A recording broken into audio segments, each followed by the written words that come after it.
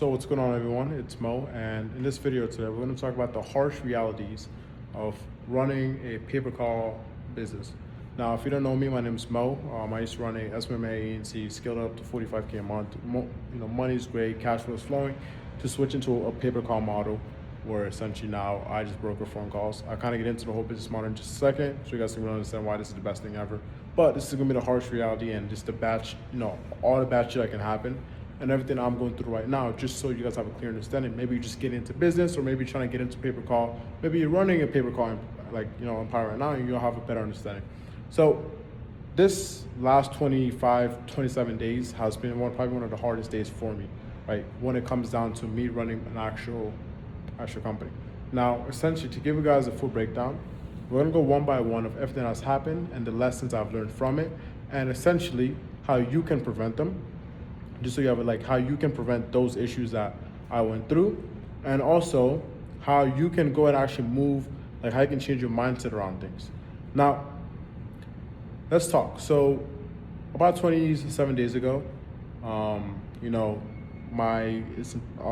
honest, my empire was honestly doing probably the best as ever, probably one of my peaks.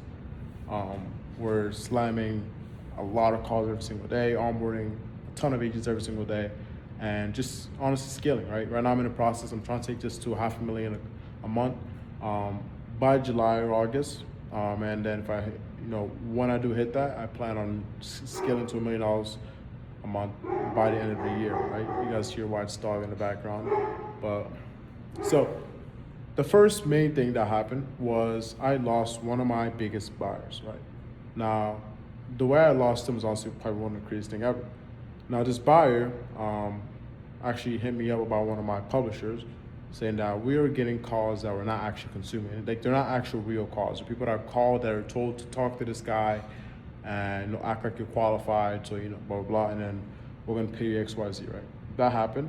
Now, when that buyer came, he brought that attention to me, I went to that publisher. And essentially, the publisher is the one I'm buying the calls from. And he went ahead, essentially, I dug into it and found out that that is true, actually. He is actually not sending us real calls. So obviously the calls that we're getting, that I'm selling to my people are not real calls. It's kind of it's like a mix, right? I can go more into detail about it. It gets very, it's just crazy stuff. Now, why does that matter? Why does that publisher matter? Because that publisher was routing about 60 to 70% of my volume, monthly volume. I'm talking, this is a publisher where I sent tens and tens of thousands of dollars last month, right?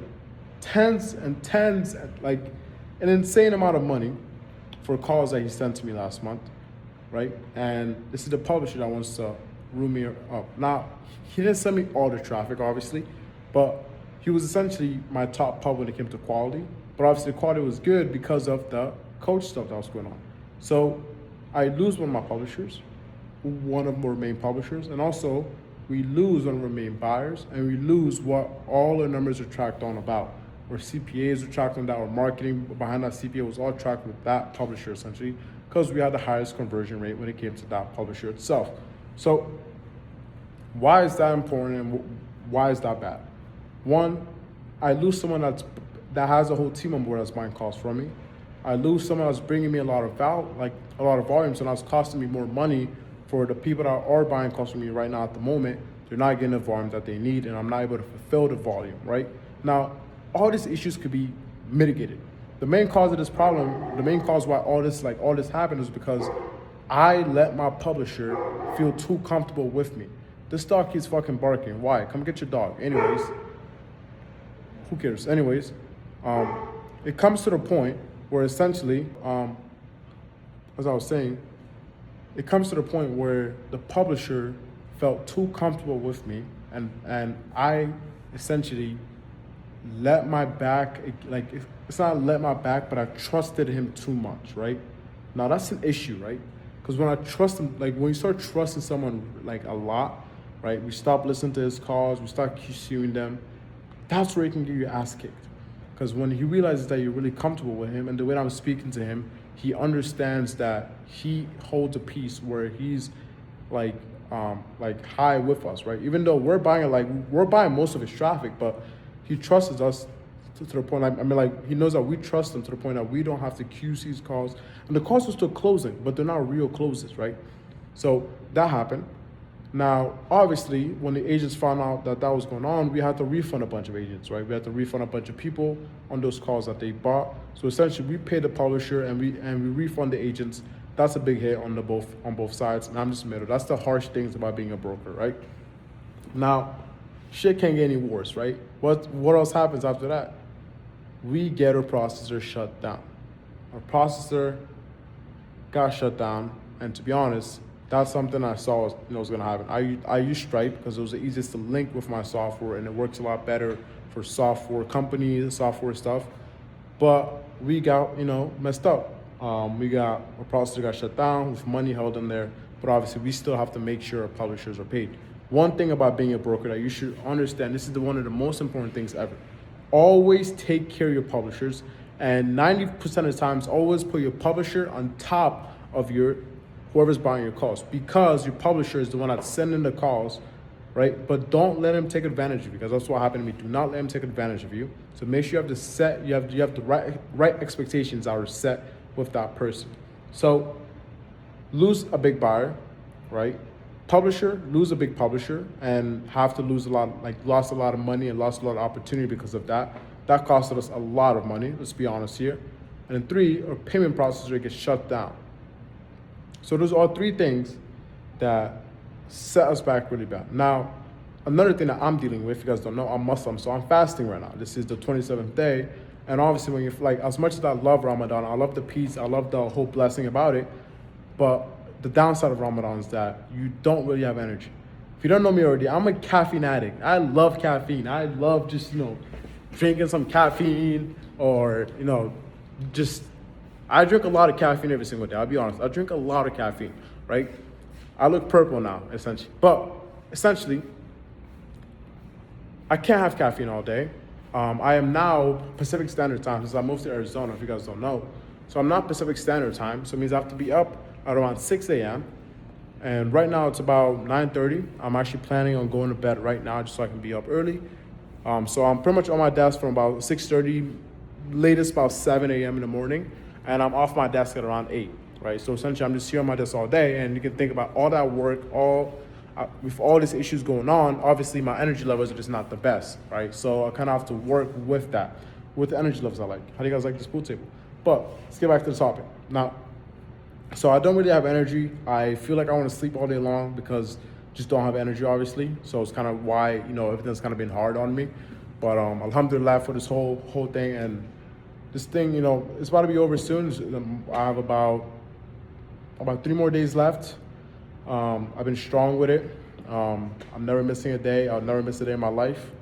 Because obviously I'm very big on that.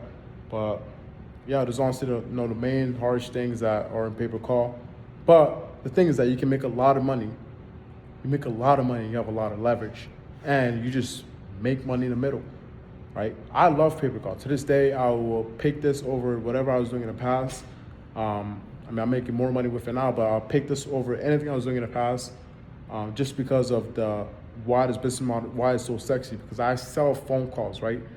A phone call, imagine an agency that sells, if you're on a sales call with someone, you say, hey, I can generate you leads, appointments, this and this and this and this, you spend ad spend, right? And then you hop on another sales call with someone that says, hey man, you don't have to spend no ad spend, nothing, you just pay as you go with me, I'll send you phone calls, I'll spend my own money to get you those phone calls, you just pay me if the call's qualified.